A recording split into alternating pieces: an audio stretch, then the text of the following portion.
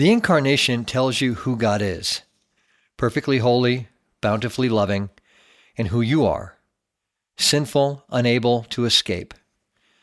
Believing both equals hope.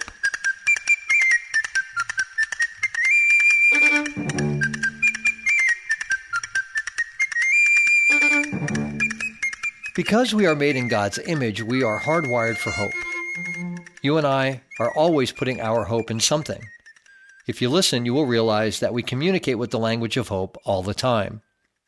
I sure hope it doesn't rain today. I hope she isn't mad at me. I hope I can do what I promised. I hope they win the championship. I hope they can get along for once. I hope this sickness isn't something serious. I hope when I get home, there'll be something to eat. I hope I can do something worthwhile with my life. I hope what I've believed proves to be true. I am persuaded that the language of hope is on our lips so much because we live in a world where hope seems temporary or is often dashed. In our work, in our families, as citizens, and in our own personal lives, we all deal with so much broken hope. It's not unusual for the thing in which we willingly placed our hope to fail us. In fact, we get to the place where we're afraid to hope anymore because we're sure we'll be disappointed once again. But we can't stop hoping because God created our lives to be propelled and directed by hope, and He meant our capacity for hope to drive us to Him. Here's one of the things that I love about the Advent season and the Christmas story. If you look and listen carefully, this season will remind you where true hope is to be found. That freshly cut Christmas tree with its beautiful pine aroma should remind you that you can't put your hope in created things. Like everything in creation, the beauty of that tree will fade. It's inevitable that you find yourself dragging a dry tree to the curb, leaving a trail of dried out pine needles behind you. People you celebrate with can't be your source of hope either, because if you know them well, you know that they are weak and needy just like you. Even holiday joy can't deliver, because we all know that when the season is over, we all return to the realities of the world we live in. Here's the best way to say it. The Christmas story reminds us that hope will never be found if you look horizontally. True hope is found only when you look for it vertically. It's not enough to say that God gives us hope. What the Christmas story declares to us is that God is hope. And that hope is attached to two glorious aspects of His character. First, God is perfectly holy in every way. It is the holiness of God that causes Him to be angrily intolerant of sin. Now, I want you to think about God's anger. You could argue that God's anger is the hope of the universe. If God weren't angry about sin, there would have been no cross and no hope of salvation for sinners. You would not want to live in a world where the one ruling the world was incapable of righteous anger. God's anger with sin is a product of His holiness. But there's more. God is not just perfectly holy, He is also bountifully loving.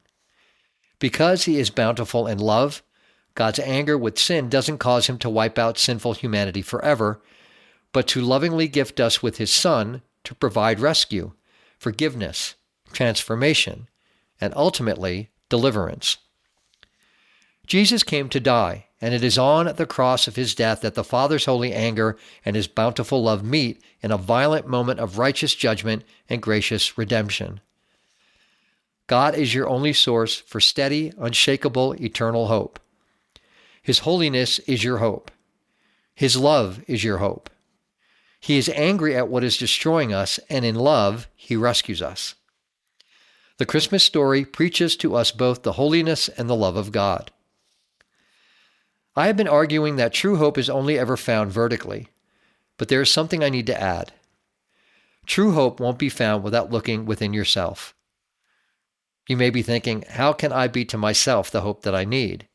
Isn't that contradictory? Well, if true hope is found in understanding who God is, the pathway to that hope is found in admitting who we are. You will never seek the vertical hope that only God can give you if you don't first confess that you are a sinner. It's only when you humbly admit that you present empirical evidence every day that you have a wandering and rebellious heart that you will reach out for God's forgiveness and His transforming power. But you must admit to something else. You must admit that you have no ability on your own to escape.